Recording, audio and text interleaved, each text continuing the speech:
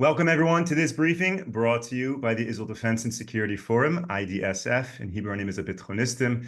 IDSF is the leading Israeli organization advocating for strong national security to defend Israel. Thank you to our viewers. Thank you to our supporters for tuning into this briefing so that we can really bring you behind the headlines, what is happening here on the ground in Israel.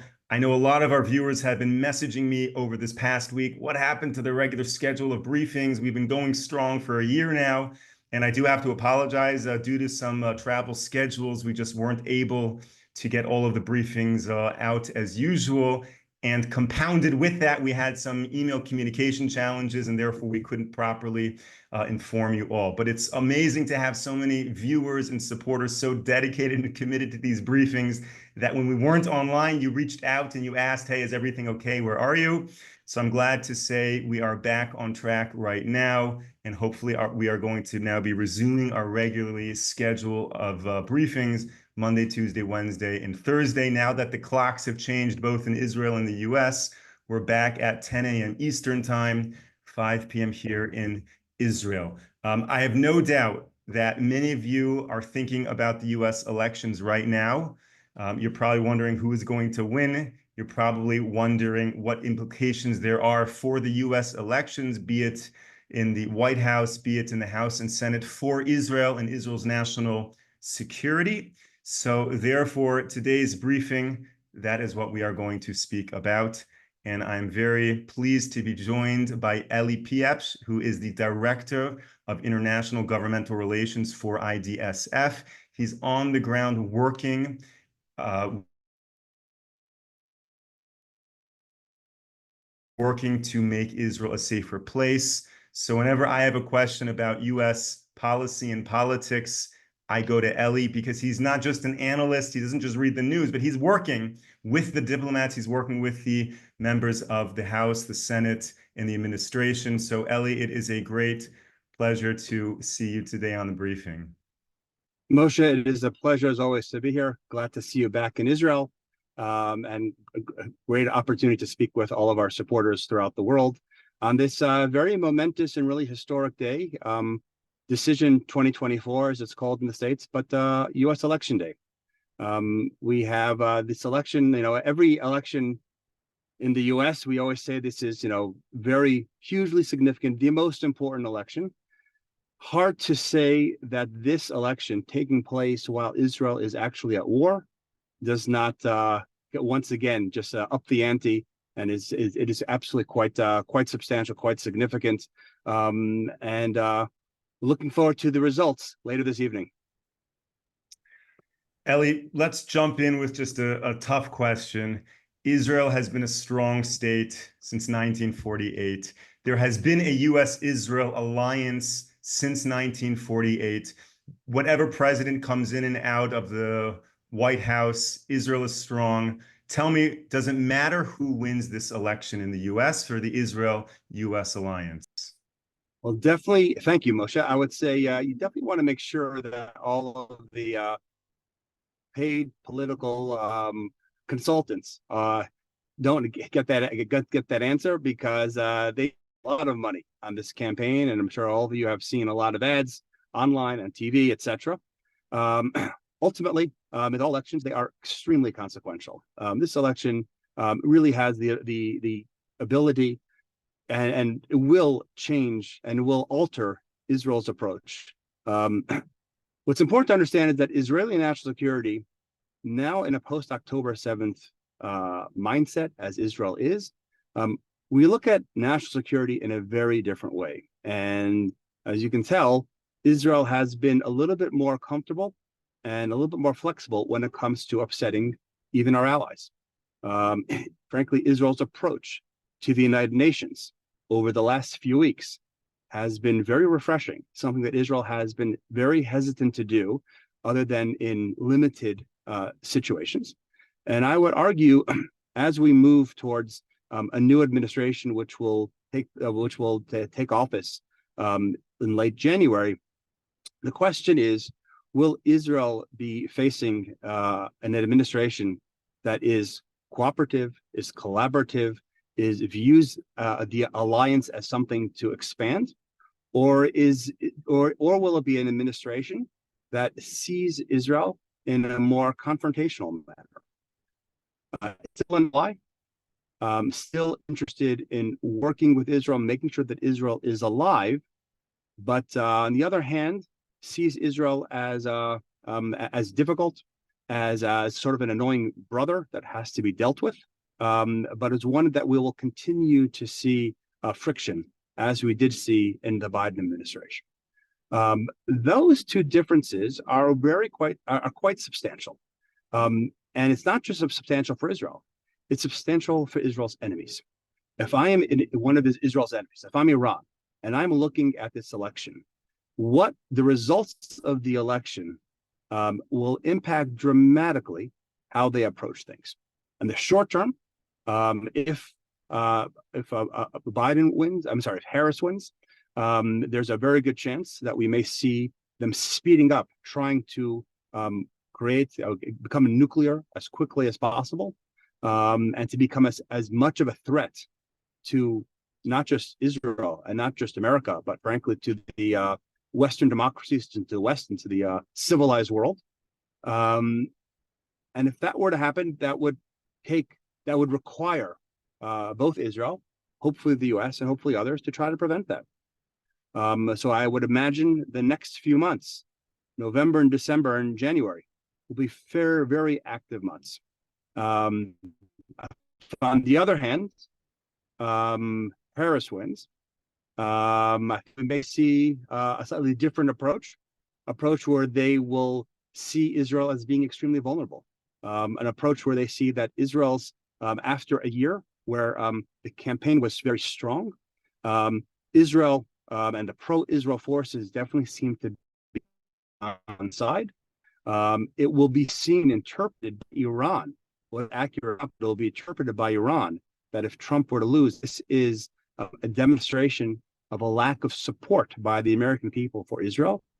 And that brings us back to sort of what led up to October 7th, this sense that America and Israel were drifting apart. There was a certain vulnerability that Israel was facing by not having America side by side with it, by the Biden administration consistently criticizing Israel in different ways. And as a result, it was one of the things that led to the sense that by Hamas and by Iran in general, that if you were going to attack Israel, this was the time to do it. The potential, there will be significant challenges for Israel's national security, regardless of who wins. That's just the nature of where we're at right now, as we are fighting a war. But what the challenges are, what Israel's strategy will be, is very much, it will be altered by.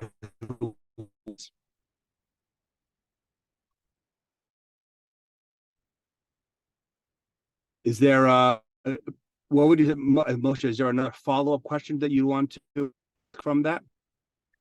Yeah, Elie, I think I dropped you for a second there. So apologies if you just answered this question. Oh, but with regards to this period between November 5th and January 20th, where the next president takes office, can you just repeat that? You may have said it, but what would we expect to see if either Trump or Harris becomes the president? It sounded like you were saying if Trump is elected, Iran is going to fast track and try to get everything in before January 20th, but that I didn't understand what you said with regards to the other option. So if you could just clarify that, yes, please. Absolutely. Regardless, despite the fact that there is the Republicans right now are in the opposition, is the challenger, there is a sense that Harris is the incumbent. The reality is that Harris is not the incumbent. The incumbent is Biden, and Biden is not on the ballot.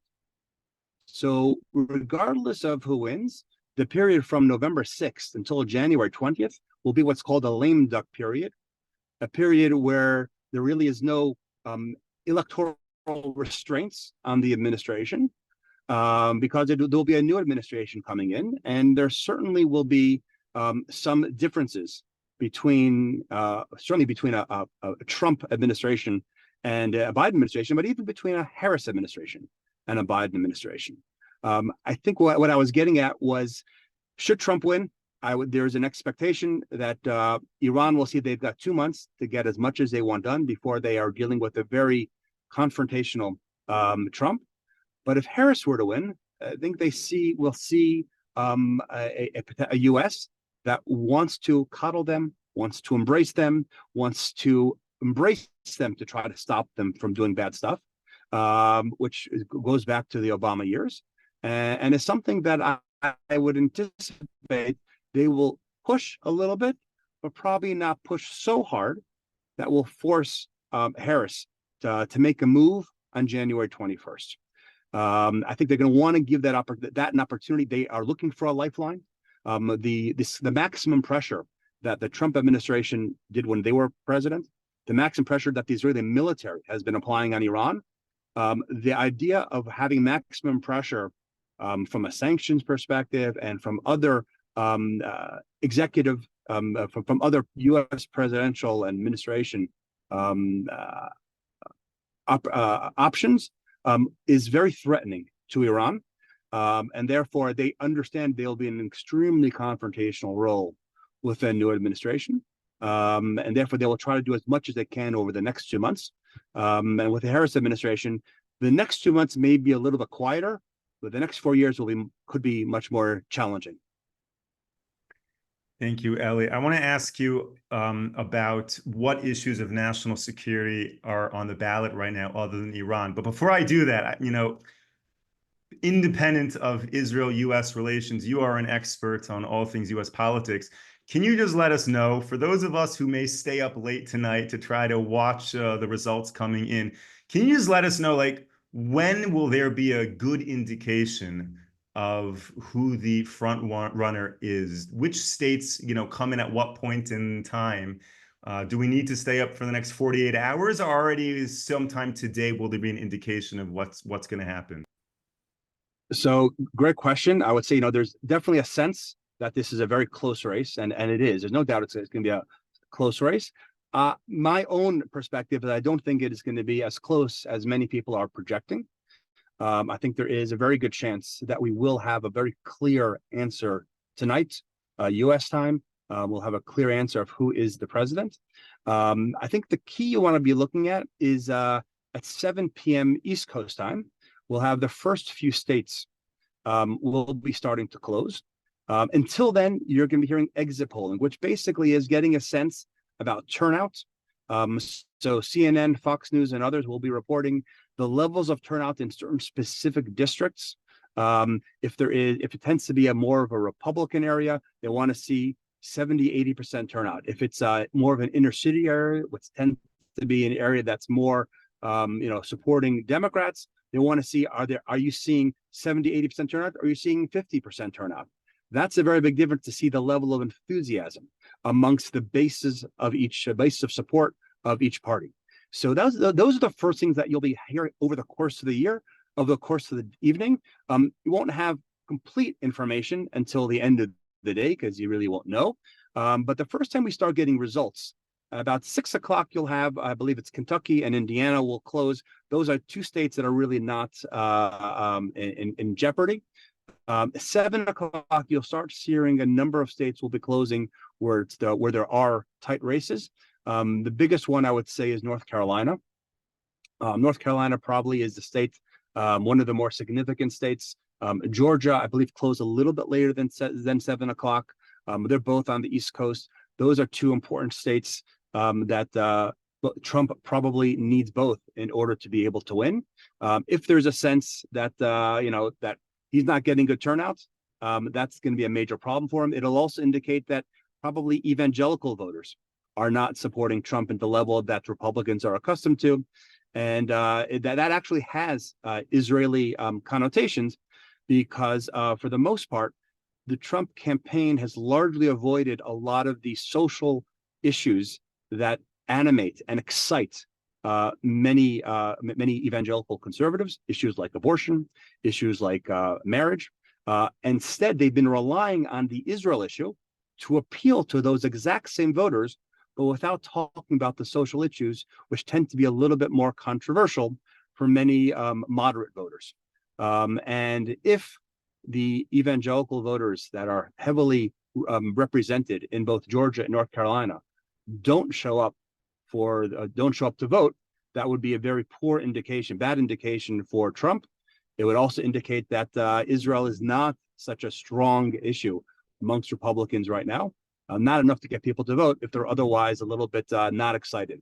On the other hand, if we see strong turnout in those places, that would indicate that Israel is a very strong and a motivating factor that's encouraging evangelicals to vote, and that we'll expect to be seeing that play out in other Israel-heavily districts throughout the country. And that would also include some areas of New York City where we see significant Orthodox Jewish representation.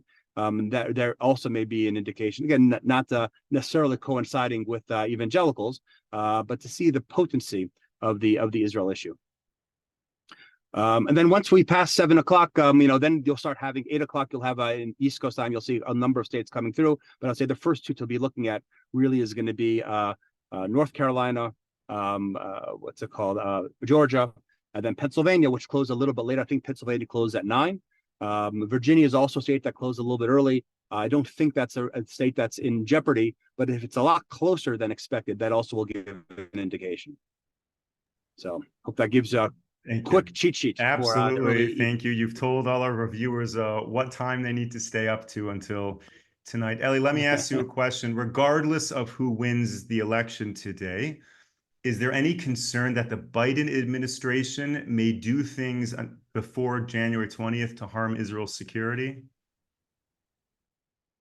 I think it is. I think there's a very good chance. Unfortunately, again, not coming from President Biden himself, but I think many of the people who have been a part of his team were part of President Obama's team, who in 2008, in the weeks before President Trump took office, for the first time, the U.S. did not stop a resolution that was highly critical of Israel in the UN. And only later, only in the last couple of years, was it revealed that it wasn't just that the Obama administration didn't veto, use their veto power to protect Israel, but it turned out that they actually instigated the entire campaign against Israel. A lot of those people are in the current administration right now. It's a fair chance, a fair guess, that many in the administration will view Israel as part of their a significant contributing factor to a potential Harris loss, if that indeed does happen. And I don't think it is beyond them to suggest that there may be some significant activities that they may do. There may be some more sanctioning of Israelis. There may be trying to put together a embassy for the Palestinian Authority. There may be an actual recognition of the state of Palestine. There's an arms embargo. There's a number of different cards that they have the ability to do. There's not much that can be done. That's one of the challenges of a lame duck period. There's really not much that can be done, other than this would be a very clear roadmap. If the new president would want to restrain or fix it, he would be able to, he or she would be able to make those changes on January 21st. But for our next month or two, that would be problematic. And again, the message to Israel's enemies is that there is that gap between America and Israel, which is so damaging to Israel's national security. It's critical that America and Israel are united. There is a sense internationally that America and Israel are together, see the world similarly, see the threats similarly. And even if even during a lame duck period, for there to be a huge break and a real a break of support between America and Israel, that only would motivate Israel's enemies. Thank you, Elie, for taking the time to join this briefing. I have one final question, and then we'll let you go. You'll be back on your way. We were hoping that you were going to be in your office and well situated, and things happen in life. So thank you so much for pulling over in the car to do this very informative briefing. So question is, other than Iran and the current war we're in, which is obviously a huge deal, what other issues within Israel's national security are on the ballot right now? Maybe defense spending, foreign aid, sanctions on quote unquote settlers? What are issues right now will really be determined by who the next president is? So great. So the issue of the war is largely an issue that deals with the executive, meaning the president and the State Department and all those officials. Issues when it comes to funding, whether it is for weapons, whether it is for other things. Israel is going to be in a situation where our economy has taken a hit. We're going to need to be constructing companies and businesses and factories to build weapons and munitions. Many of those munitions might currently be being fashioned in the United States. We may want to have that transferred here. There's a lot that's a sensitive issue because that could potentially impact U.S. jobs. All of those things will be on the table over the incoming 4 years, and those are not just impacted by the president. That some of those also have great impact by who is controlling Congress. So on the ballot today is not just the president, but we have 1/3 of the U.S. Senate and the entire House of Representatives. The U.S. Senate, all indications are is that it seems like the Republicans will gain control of the Senate. That would have some significant implications as the Senate typically takes more of a lead on many international issues. When it comes to the House, indications are that the Republicans may indeed lose control of the House. That also will, since most bills originate in the House, when it comes to funding, that means that there will be a fight. That means that even if the Republicans, even if President Trump wins the presidency, he's going to still have to negotiate with a Democratic House, which could be difficult. The Democratic House will also be in a position to do a lot of investigations of officials, which may actually discourage some people from joining a potential White House and a potential administration if they might be the target of Democrats in the House doing what many of the Republicans did to Democrats. Taking a look at the balance of power in both the Senate, where 1/3 of the seats are up, and the House, where all of the seats are up, will have a significant consequences to Israel's national security. But it's neither of those are as important as the presidency. That for sure is going to be the most significant. Elie Pieprz, thank you so much for joining this briefing. Thank you to all of our supporters and viewers who are tuning in live on this Zoom briefing or are watching on YouTube. It's great to have all of you following us and learning about what is happening here in Israel. We will be back with you tomorrow, 10 a.m. Eastern Time, 5 p.m. here in Israel. Until then, stay safe, stay strong. Take care, everyone.